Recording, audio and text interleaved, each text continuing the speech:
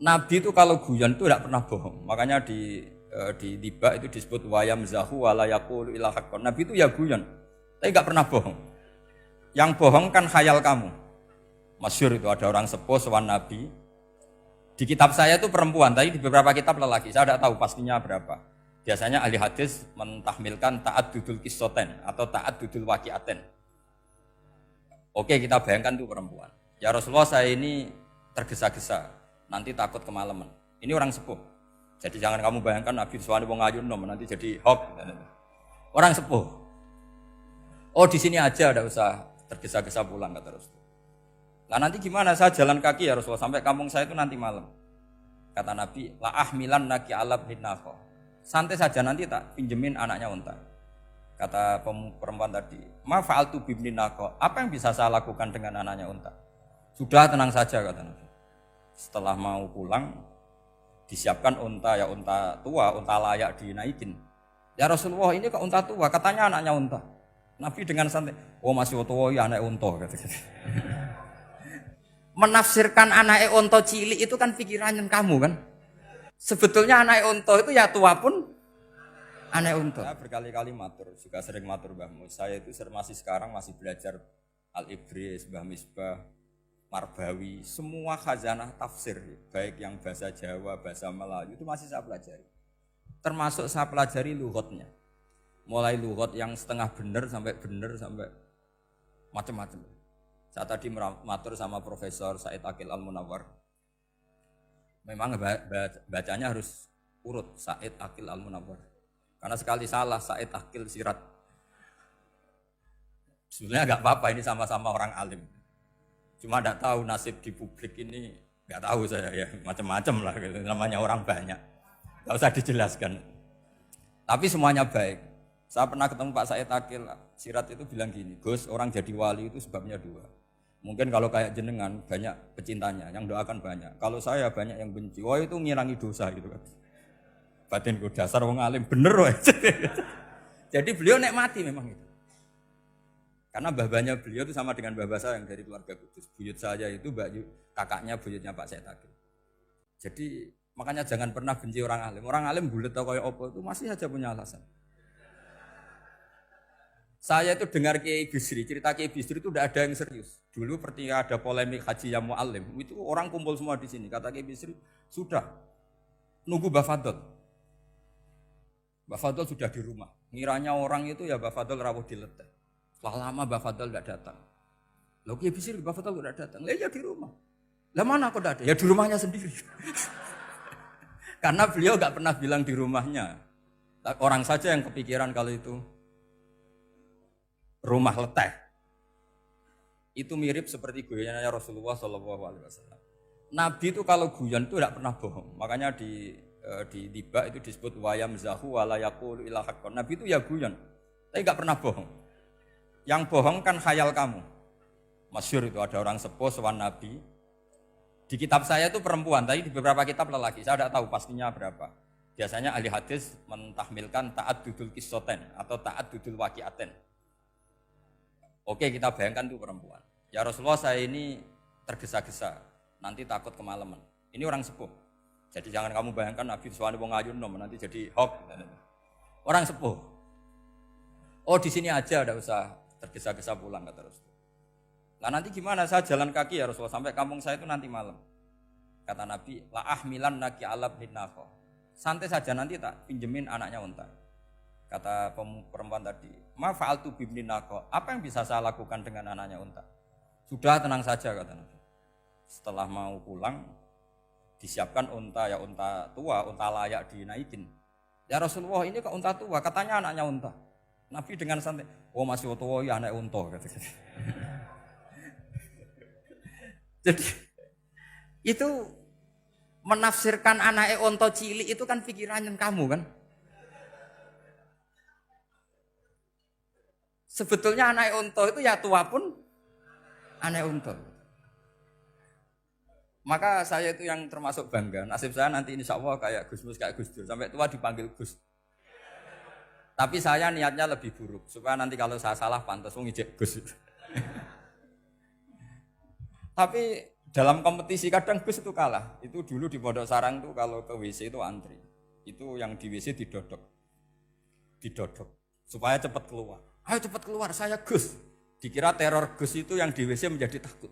Yang dalam WC gak kalah. Saya malah kiai. Sehingga jadi memang kacau kalau sudah logika itu kacau. Tapi di Ihya kitab yang populer dikaji di pesantren, itu ada babnya. Qadiyat itu pengarang tentang betapa wajibnya takdim sama Rasulullah. Tapi punya bab mizahun Nabi, guyonan-guyonannya Kanjeng. Cuma Nabi seninya tadi, wala yaqulu illa haqqan. Meskipun guyon itu enggak pernah bohong, itu butuh seni itu. Bohong guyon tapi tidak pernah bohong. Tapi umatnya ada saja yang pernah niru, ya termasuk Ki Bisri tadi. Sudah nunggu Mbah Fadl, sudah di dalam.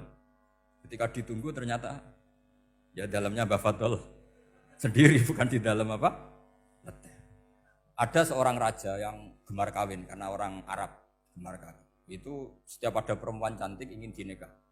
Nikah itu masih baik, jadi sama ndak usah anti. Soal kamu dengki sama orang poligami itu ya hasut gitu. Yang layak biar poligami, asal ada yang mau dan siap-siap ada tambah satu, hilang satu.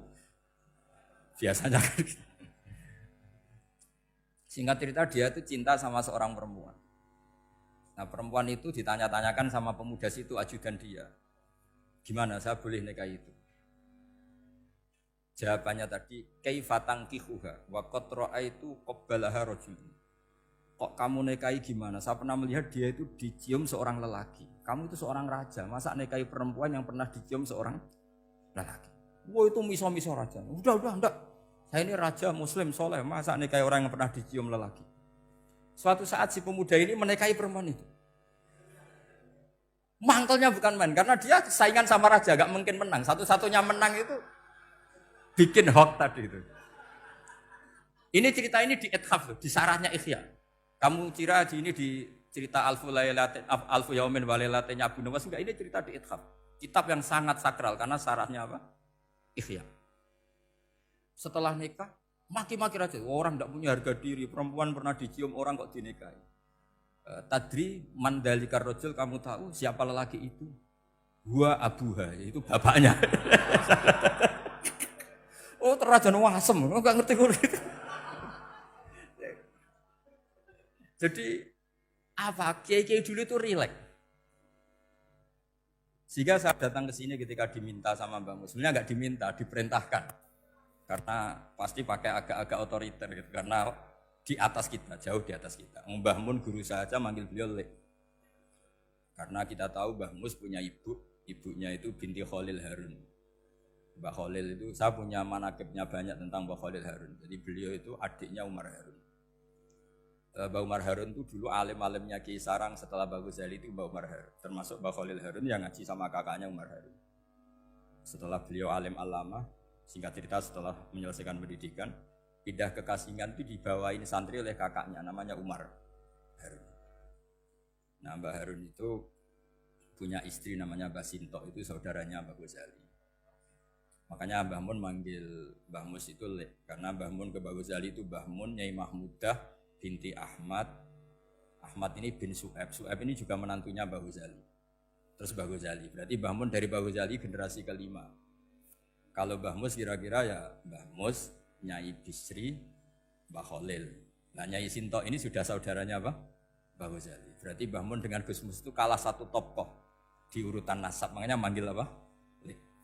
Tapi Mbah Mus orang baik tidak pernah manfaatkan itu. Yang sering manfaatkan Mbah Nawawi itu. Karena pernah sepuh itu, wah sembrono kalau sama saya itu. Saya di mana-mana itu digosipkan murid beliau. Ya saya ikhlas saja, itu satu-satunya harga diri Mbah Nawawi, ya saya ikhlas. Saya ikhlasnya. Jadi karena memang saya manggil beliau juga memang pernah nyembah. Buyut saya kandung itu namanya Maimunah, itu Mbak Imnya Mbah Dowi. Jadi saya ini juga Bani Lasem. Buyut saya kandung namanya Maimunah, istrinya Mbah Umar bin Arabi. Melahirkan mbah saya sampai ibu saya sampai saya. Saya teruskan. Jadi cobalah Quran itu dibaca secara fasih. Kalau ingin baca fasih caranya gimana? Kamu harus belajar balaghah, belajar lisanul Arab, belajar mantek, belajar logika. Nah, kalau logika itu tidak sampai, cari muhalnya. Ini fatwanya Said Robdon Al-Buti, juga fatwanya semua ulama usul fikih. Saya ulang lagi ya, kalau logika kamu nggak paham, cari sisi muhalnya. Saya ulang lagi, cari sisi muhalnya. Misalnya kamu angan-angan tentang Allah nggak dok. Sedurungnya Allah itu sopo. Misalnya kamu angan-angan gitu. Sama agama tentu itu dilarang, tapi orang filsafat tetap saja nyari itu. Lalu hentikan pencarian itu, yaitu tadi katakan saja hadhil maujudat yastakhilu ayyakhluqahal adam. Sesuatu yang maujud tentu enggak mungkin disebabkan oleh sesuatu yang tidak ada. Fa innal adama la yu'athiru aslan wala yakhluqu aslan. Namanya sesuatu yang enggak ada pasti tidak berstatus pencipta. Namanya saja enggak ada. Akhirnya la buddha min ayyasbiqu hadzal alam maujudun. Maka alam ini harus didahului sesuatu yang maujud. Lah maujud ini yang oleh Islam disebut Allah Subhanahu wa taala. Sudah selesai di sini. Tinggal delok TV, tinggal ngopi, turu sampai setannya setruk karena nunggu mau bikin was-was itu lagi.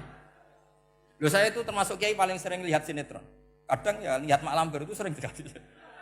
Sampai istri saya itu protes, Gus, dengan kata orang banyak orang alim kok senengan itu Mak Lampir. Karena setan mau menggoda saya tentang berpikir Allah. Jadi dia ngenteni.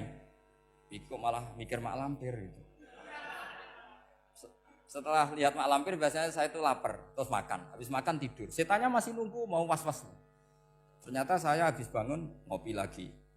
Kadang lihat berita orang ditangkap KPK, macam-macam.